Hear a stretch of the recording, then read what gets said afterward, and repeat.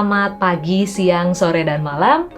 Selamat berjumpa kembali di program Unpar Plus. Dan kali ini adalah special guest Unpar Plus. Bersama saya, Sinta. Dan kali ini kita punya special guest juga. Dari mananya dan namanya siapa, pastinya saya bakalan minta nih untuk special guest kita yang memperkenalkan diri secara langsung. Di sini sudah bersama bareng-barengan gitu ya di Unpar Plus special guest ada Mas Aza. Halo Mas Aza, apa kabar? Baik, terima kasih Mbak Sinta. Kabar baik ya, sampaknya seger banget nih. Selalu segar. Selalu segar. Nah, ini namanya Mas Aza yang tadi sesuai janji saya bakalan memperkenalkan diri. Mas Aza, di program special guest Unpar Plus ini kita terima kasih banget ya udah kedatangan Mas Aza di sini sebagai coach kondang. Ada ya. Kalau ngomongin coach kondang nih berarti bakalan banyak banget yang bisa dibahas ya, dan pastinya juga banyak juga yang nanti bakalan bisa kita petik hikmahnya. Ya, bukan begitu Mas Aza? Oke, Mas Aza tolong dong perkenalkan diri dulu nih Mas Aza. Siapa di mana supaya kita lebih akrab? Nah, perkenalkan nama saya Aza. Boleh dipanggil Mas, boleh dipanggil Kak gitu. Kalau saya dari lembaga Cornerstone. Saya ini di lembaga ini lembaga yang bergerak di bidang personal development. Saya sekarang lembaganya di Bandung. Saya juga sudah ngajar di personal development ini sebagai coach, sudah ngajar selama 6 tahun dari 2017. Wow, 6 tahun. Oke. Secara umum saya biasanya ngajarnya untuk bidang komunikasi. Oke. Oh, nyambung banget ya, karena emang tema hari ini nih di special guest Unpar Plus itu adalah mengenai komunikasi Mas Aza. Ya, ini ceritanya kan kita nggak tahu kalau ini settingan ya. Mas Aza, tadi ngomongin soal Cornerstone, boleh nggak aku bahas sedikit ya mengenai Cornerstone itu sendiri? Itu memang khusus untuk personal development, berarti mengembangkan diri sendiri gitu ya? Iya, benar sekali. Oke. Ini untuk siapa nih ngembangin diri sendirinya? Mulai dari siswa-siswa SMP, SMA, bahkan hingga mahasiswa, sama juga untuk orang-orang yang baru masuk di dunia kerja. Mereka butuh bantuan skill untuk menghadapi problem yang mungkin mereka hadapi di dunia kerja. Mungkin komunikasi sama bos, komunikasi sama rekan kerja yang ngeselin gitu ya. Itu penting banget. Oke. Berarti dari mulai SMP ya? Keren banget, SMP, SMA, kuliah. Asli loh ya. Ini kan kita nggak ngomongin angkatan, nggak ngomongin umur ya. Cuman mungkin udah terlihat dari muka saya gitu ya. Kalau zaman saya tuh nggak ada yang kayak ginian. Luar biasa banget loh. Ya kan, luar biasa banget. Karena kalau zaman ya sekitar 2 dekade dulu gitu ya, kami dituntut untuk mengetahui semuanya sendiri. Boro-boro ada personal development ya. Kalau sekarang enak banget makannya. Makanya keren banget ada Mas Aza di sini. Mudah-mudahan siapapun yang nanti nonton ini, mau SMP, SMA, kuliah ataupun mungkin sudah kerja juga ya, karena nanti akan membahas komunikasi di tempat kerja, bisa ngedapetin semuanya nih, apa yang harus dilakukan ya gitu ya dalam komunikasi, ataupun juga yang harus dihindari. Mungkin kita nanti akan ngebahas itu juga kali ya Mas Aza ya? Bisa. Oke. Nah Mas Aza, mengenai tadi kan ngomongin soal komunikasi, esensi berkomunikasi. Ini tuh kita kan sering banget ya, dapat permasalahan, baik itu kecil maupun itu nantinya jadi besar, hanya gara-gara salah ngomong, salah kata nih ya, salah intonasi, ya kan? Intonasinya harusnya mungkin bertanya gitu, tapi intonasinya malah ngegas gitu ya. Atau mungkin salah mengawali pembicaraan, biasanya harusnya basa-basi dulu gitu ya, tapi kok tiba-tiba jump in ke gigi 3 gitu, kata anak-anak sekarang ya, gigi 3, gigi 5 gitu ya.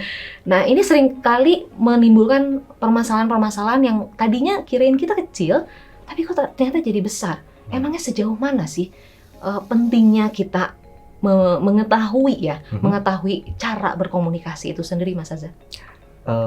Jadi kalau misalkan kalau tadi kita kembali ke esensi komunikasi, memang tujuan utamanya kan untuk menyampaikan persepsi kita, tujuan kita, gitu ya. Jadi penting dari awal si orang atau siapapun yang mau berbicara dengan siapapun, penting untuk aware sama saya ini ngomong, tujuan saya ngomong ini apa sih? Saya mau dapat apa? Jadi penting untuk bikin aware dulu ke diri sendiri. Oh, saya ngomong sama teman ini mau menyampaikan rasa kesel saya, atau saya mau ngomong sama rekan kerja, saya mau menyampaikan rasa bahagia karena sudah ditolong, misalkan. Jadi penting untuk sadar dulu tujuan saya ngomong apa nih, gitu. Bukan cuman bereaksi terhadap situasi. Jadi mesti di aware, dipikirin dulu. Jadi bukan ada situasi terus kemudian kita bereaksi, tapi ada situasi, kita cerna, kita pikirin tujuan kita apa, baru dipilah dan dipilih kata-katanya apa. Kan tadi dibilang keseringan salah kata. Itu karena mungkin si orang yang salah kata ini otak sama badannya lagi di mode auto gitu ya. Lagi ada situasi dan selama ini dia melihat situasi seperti itu, otomatis balasannya apa gitu ya. Jadi keseleo lidahnya gitu ya. Jadi sebenarnya bisa jadi karena mereka itu tadi tidak menyadari saya ini lagi komunikasi tentang apa, tujuan saya apa. Jadi penting banget untuk tahu esensi dari komunikasi itu tadi, yaitu untuk menyampaikan pikiran dan tujuan kita apa, itu yang disampaikan. Jadi bukan sekedar bereaksinya. Nah itu good point tadi, bahwa ternyata ketika kita esensi komunikasi itu sendiri, kita itu harus aware terlebih dahulu ya pada diri sendiri. Jadi kalau komunikasi yang kita ketahui secara umum gitu ya, itu kan lebih kepada yang ngomong aja gitu, ya kan? Apa yang ada kepikiran atau nggak dirasakan ya saat itu juga gitu ya. Bahasa ininya mungkin nyeblak aja gitu kan ya, gitu. Jadi ketika kita tidak aware, kata Mas Aza tadi, potensi untuk menimbulkan masalah-masalah itu besar berarti ya? Besar sekali, benar sekali. Okay. Mungkin kalau kata orang zaman dulu tuh ada benernya. Ngomong tuh yang mbok dipikirin. Sering kan yang kayak gitu. Iya bener juga. Memang di dunia yang serba digital, serba cepat, orang-orang dipaksa untuk bereaksi dengan cepat. Meskipun sebenarnya kita boleh banget berhenti sejenak, mikirin teman saya tadi ngomong apa ya. Itu boleh banget sebenarnya. Ya, karena esensi berikutnya dari komunikasi adalah selain tadi mau menyampaikan tujuan gitu ya, berikutnya kita juga bisa pakai komunikasi untuk memberi batasan kepada diri kita sendiri. Jadi kita beberapa orang menggunakan komunikasi untuk menyatakan atau memberi batasan kepada orang lain. Kayak misalkan, saya ini kesel loh, tadi kamu gini bersikap seperti ini sama saya, kamu tadi melanggar batasan saya. Itu boleh banget. Misalkan di zaman sekarang mungkin banyak orang berpikir menghina itu termasuk candaan. Kan banyak yang bilang bercanda gitu ya. Aja kok diambil serius gitu kan. Baper gitu ya. Baper lu gitu kan. FSMR katanya. Gitu kan.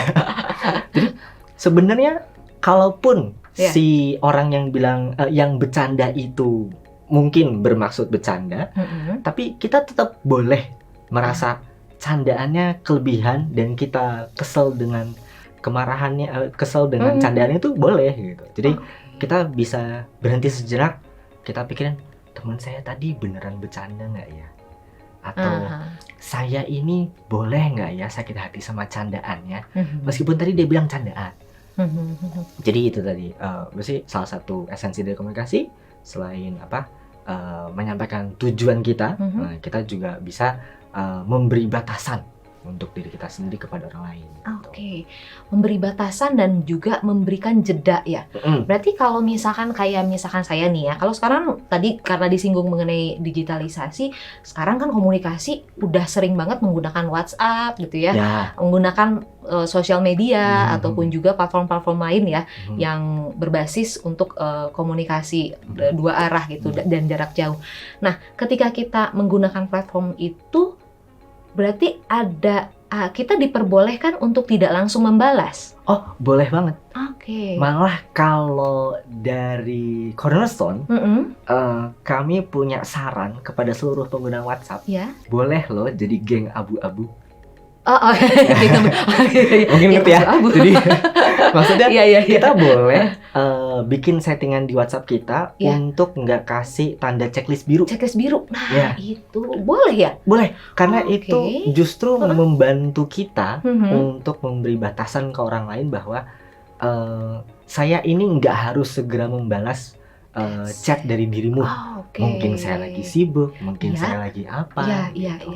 Soalnya kalau ada checklist biru, orang-orang yang melihat checklist biru mungkin berpikir, oh orang ini sudah baca. Iya, kok nggak dibales sih? Kok nggak dibales sih?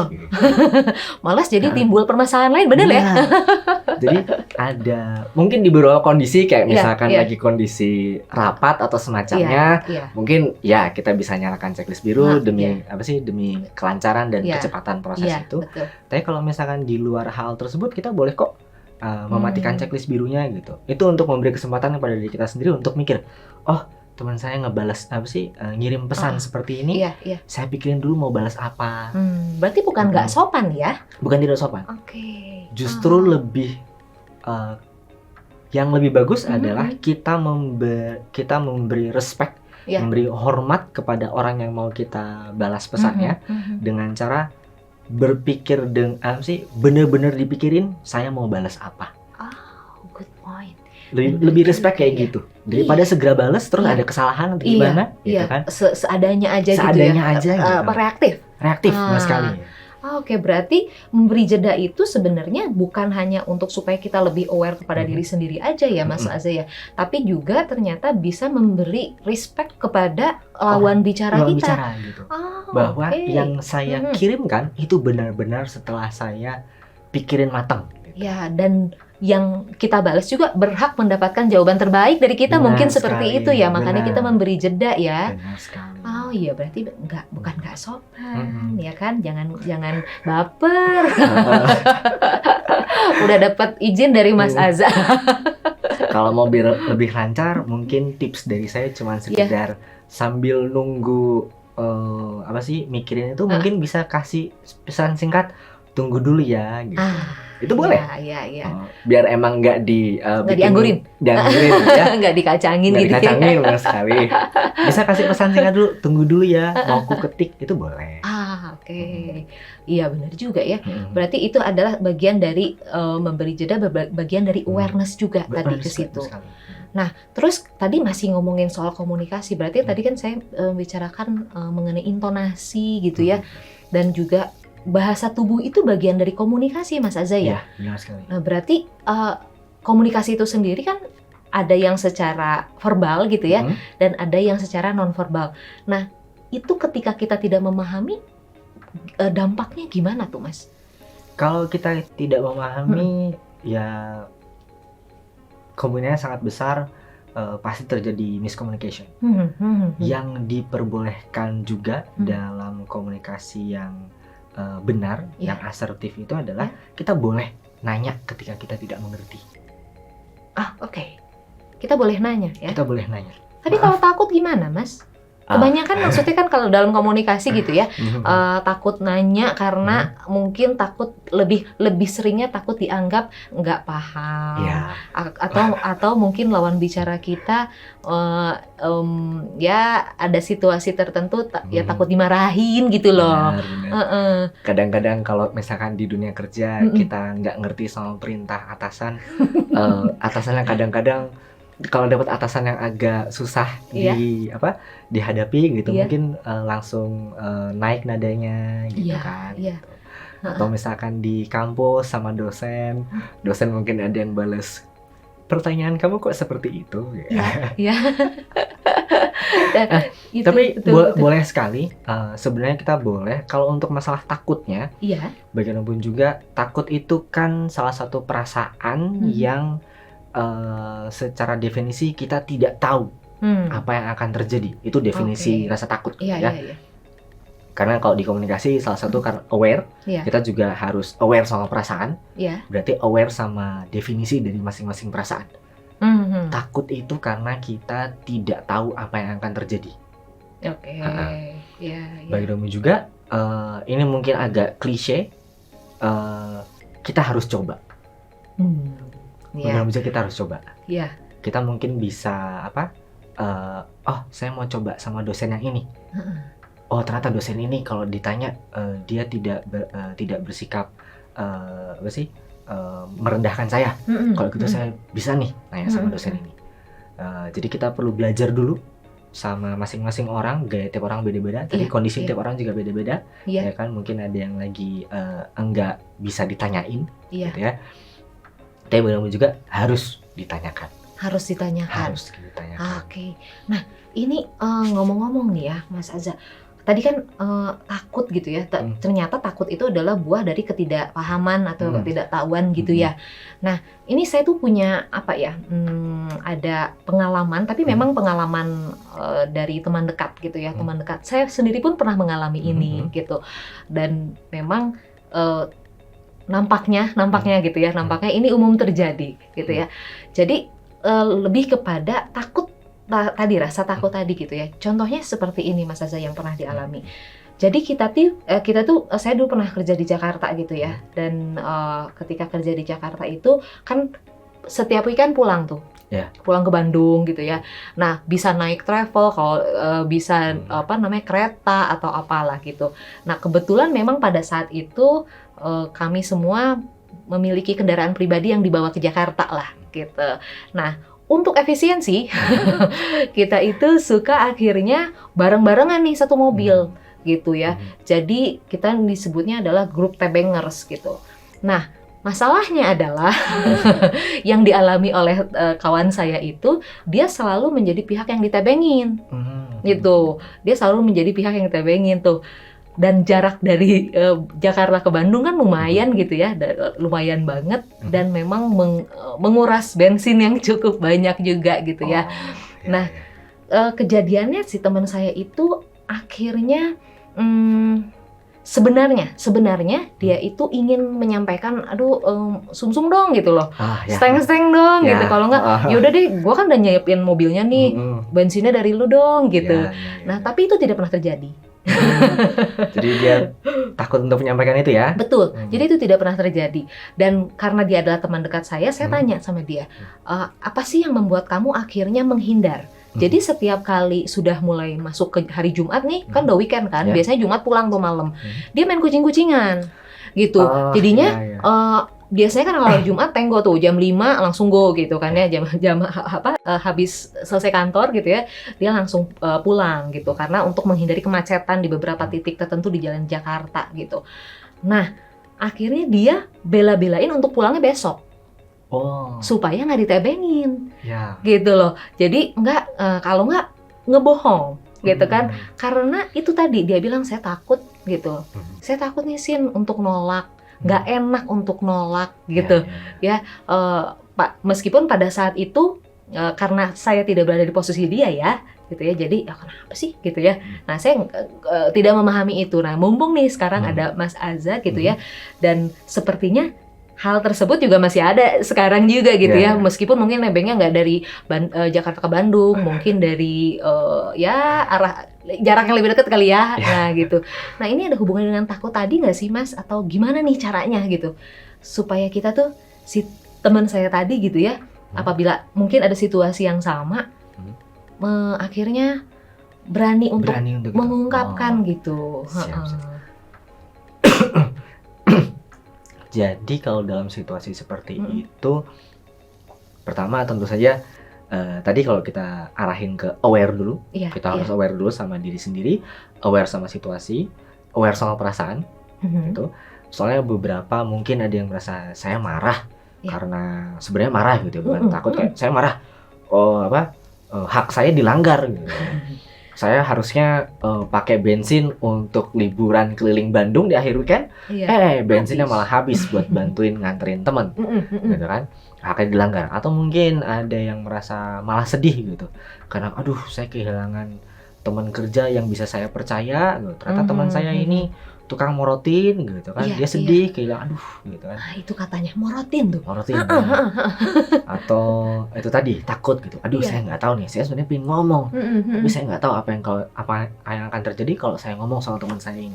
Mm-mm. Belum lagi karena sekantor gitu ya. Iya, iya. Takutnya kalau ngomong ntar malah jadi berantem.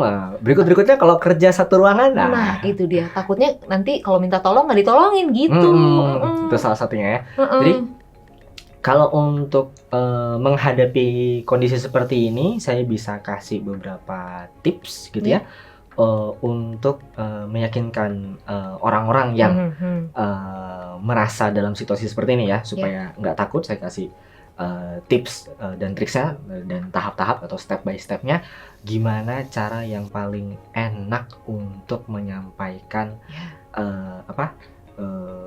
menyampaikan pikiran dan persepsi kita dalam situasi tersebut gitu ya. Yang pertama tentu saja harus dijelasin ke si orang yang suka nebeng ini situasinya seperti apa. Oke. Jadi supaya anggaplah temannya Mbak Sinta ini gitu ya, supaya temannya Mbak Sinta dan si orang yang morotin ini bisa satu persepsi, bisa satu persepsi yang sama gitu ya. Jadi harus dijelasin dari sisi temannya Mbak Sinta, berdasarkan temannya Mbak Sinta ini persepsinya seperti apa. Misalkan bisa dijelaskan kayak saya ini merasa haknya dilanggar karena harusnya saya bisa pakai bensin saya sampai 2 minggu, tapi ternyata baru 8 hari bensinnya sudah habis. Jadi beri fakta tanpa ada kalimat yang memberikan penilaian. Jadi kayak jangan langsung mengatakan kamu nih nggak adil. Jadi kamu nih gitu ya. Kamu nih gitu. Kamu nih kok ngabisin uang aku gitu. Atau langsung ngabisin bensin aja gitu ya. Kata-kata yang harus dihindari itu adalah kata-kata yang memberikan penilaian. Kayak misalnya itu tadi, kamu nggak adil. Ya. Udah aku tebengin tapi kamu nggak bantu bayar bensin. Ya. Jangan tuh. Jangan. Maksudnya kata tidak adilnya, kata penilaiannya yang harus dihindari. Tapi faktanya boleh bahwa kamu sering kamu beberapa kali nebeng sama aku dan kenyataannya bensinku cepat habis. Jadi nggak ada tambahan kata kamu nggak adil atau kamu curang nih atau apa gitu ya. Jadi kata-kata penilaian dihindari, murni hanya fakta kejadiannya.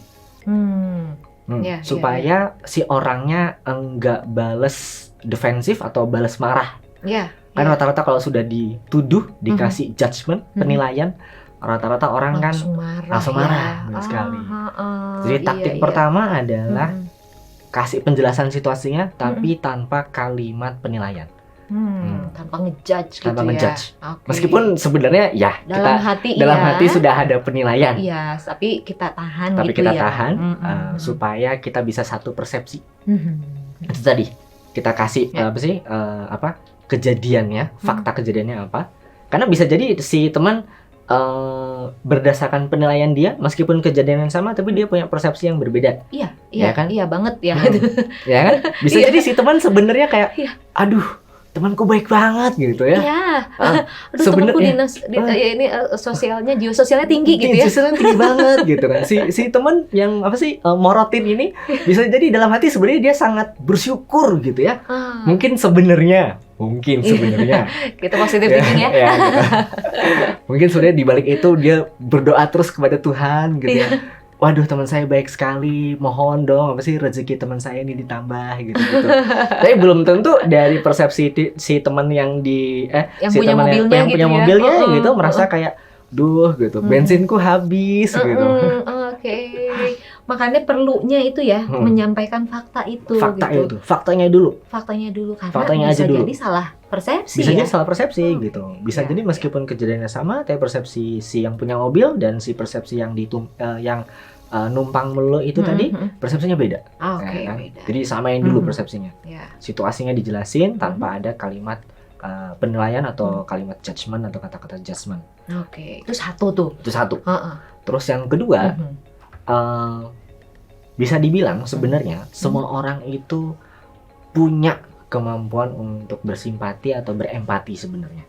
Cuman beberapa kurang terlatih mungkin ya. Kita bisa bantu teman-teman kita yang dalam tanda kutip morotin ini dengan cara membiasakan diri mereka untuk melihat atau menyadari perasaan orang lain. Caranya adalah kita sendiri harus jujur sama perasaan kita sendiri. Kita membantu dia, tapi caranya adalah kita yang jujur terhadap perasaan kita sendiri. Tepat sekali. Okay. Gimana Sering-sering sampaikan perasaan. Jadi setelah kita nyatakan situasinya, kita setelah itu boleh memberi persepsi perasaan kita terhadap si situasi. Ya. Saya ini kalau bensinnya cepat habis, jadinya marah. Karena saya merasa haknya dilanggar. Jadi situasinya dulu dijelasin, terus baru kita sampaikan perasaan kita terhadap situasi tersebut. Sekali lagi, bukan penilaian, tapi perasaan kita terhadap situasi tersebut. Itu harus kita sampaikan, karena sebenarnya bisa jadi beberapa orang itu hanya tidak sensitif terhadap perasaan orang lain. Jadi kita bantu mereka dengan cara eksplisit kita sampaikan perasaan kita. Benar-benar. Tadi kan kadang-kadang salah baca gestur atau gimana gitu kan. Jadi kita bantu dengan kita yang eksplisit gitu. Saya marah loh. Saya sedih loh gitu. Tapi ada garis bawahnya juga nih, sama kayak tadi. Kalau tadi situasi itu kita harus menghindari kalimat penilaian. Kalau di perasaan, ketika kita menyampaikan perasaan kita, hindari memberikan tanggung jawab atau beban tanggung jawab perasaan kita kepada si teman.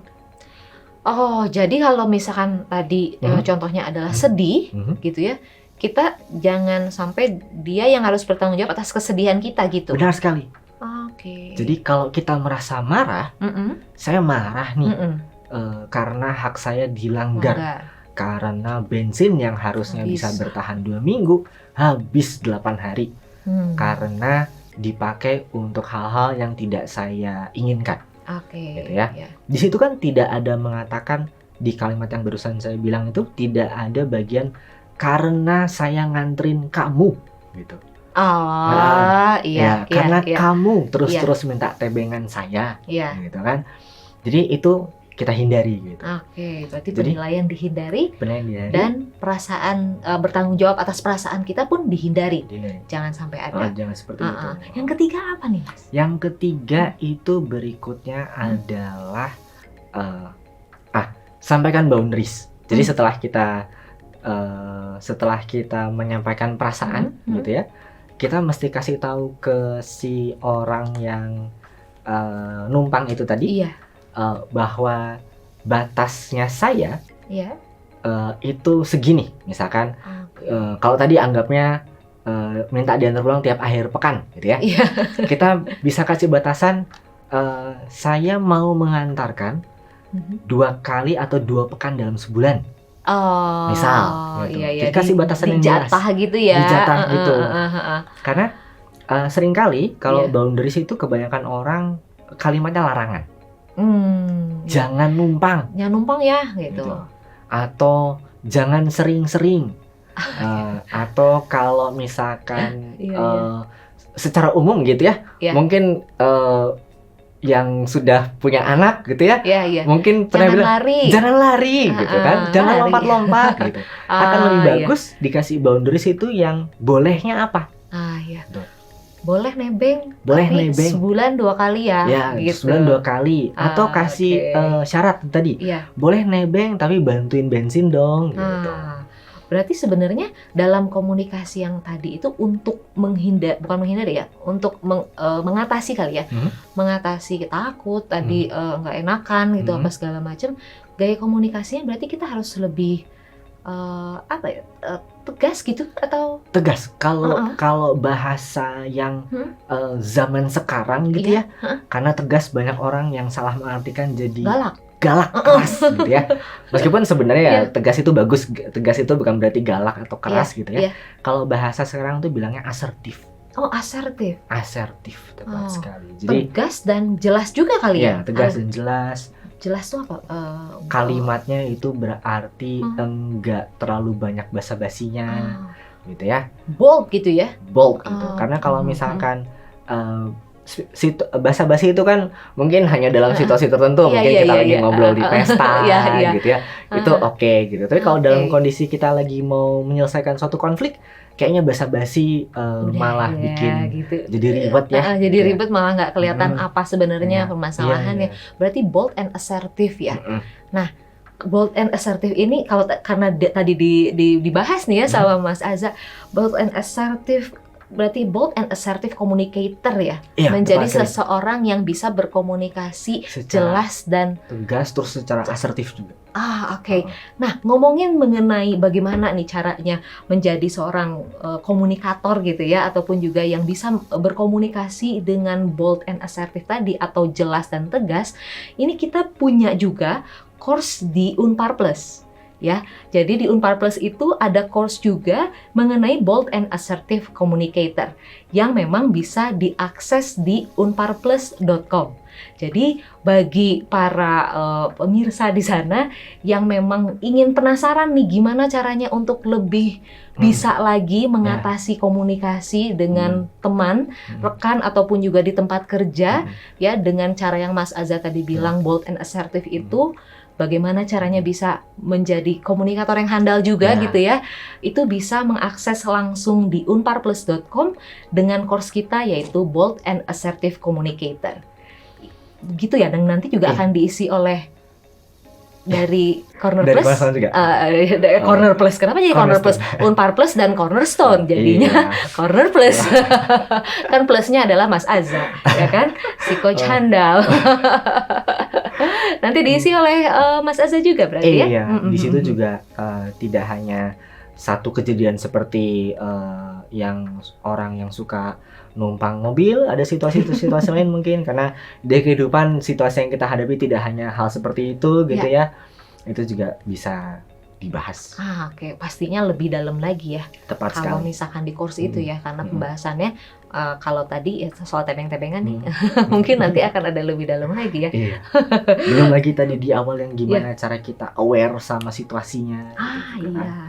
Itu perlu dibahas lebih dalam lagi. Iya benar, karena memang kalau untuk di sesi sekarang kayaknya kita butuh agak 5-6 sesi lagi kali ya, ya kan? Benar sekali. Nanti kita akan minta deh kayaknya sesinya Mas Aza ini diperpanjang. Bagaimana caranya kita aware terhadap diri sendiri karena ternyata itu adalah yang tadi pertama dibahas dan memang mengingatkan kita kembali lagi bahwa tahapan-tahapan untuk berkomunikasi ternyata tidak semudah bereaksi. Ya, benar sekali. Tidak semudah bereaksi, menyampaikan perasaan pun harus berhati-hati. Gitu kali ya Mas Aza ya. Berarti kalau misalkan bisa disimpulkan nih, dari esensi komunikasi itu sendiri, poin-poin apa saja sih yang harus kita ingat ya supaya pesan itu sampai dengan sempurna gitu kepada pihak penerima. Kalau dari saya esensi komunikasi mungkin bisa sedikit dirangkum pakai kalau di saya bilangnya 5C. 5C. Oke. Yang Apa tuh? Pertama itu adalah concise atau ringkas. Kalau bahasa Indonesia ringkas ya. Iya. Terus yang kedua adalah clear, jelas. Jelas. Terus yang ketiga adalah coherent atau masuk akal gitu ya. Terus kemudian adalah courteous. Artinya sopan, tentu saja kita tidak melupakan dalam komunikasi kita harus sopan. Terus kemudian yang satu lagi C adalah terakhir? konkret. Konkret. Ya. Jadi harus jelas. Tadi kan situasinya harus disampaikan secara jelas. Iya, betul. Karena kadang-kadang kalau misalkan kebiasaan orang pakai analogi gitu, kadang-kadang nggak nyampe. Kadang Jadi, analoginya ya, salah juga gitu analoginya ya. salah juga gitu. Jadi harus pakai yang konkret-konkret aja. Oke, berarti Oh. tadi 5C itu bakalan dibahas juga nggak sih di course Bold and Assertive Communicator? 5C ini Hmm? jadi esensinya. Oke, ya. Jadi hampir di semua tools atau di semua cara yang kita Mhm, ajarkan, mhm. 5C ini pasti jadi bagiannya. Aduh, keren banget nih. Jadi nggak sabar nih. Saya juga pengen lihat ya, pengen ikutan juga nih course-nya. Mudah-mudahan boleh dikasih akses sama Unpar Plus. Tapi kalau pemirsa dulu pasti dong, caranya dapat akses itu langsung aja akses di unparplus.com dan silahkan cari course Bold and Assertive Communicator bersama Mas atau Kakak Aza ya. Karena tadi soalnya ada SMP SMA ya. Iya, Jadi pasti benar. panggilnya biasanya kakak. Kakak, benar Iya, sekali. saya boleh nggak dipanggil kakak nggak ya? Boleh, boleh. Boleh kan? Boleh. Tinggal Ya kan? disampaikan saja. Ya kan? Itu dia, kan? Tinggal langsung disampaikan. diimplementasikan. Kalau emang mau dipanggil kakak, bilang aja, saya mau dipanggil kakak. Iya, tapi kalau ditolak gimana?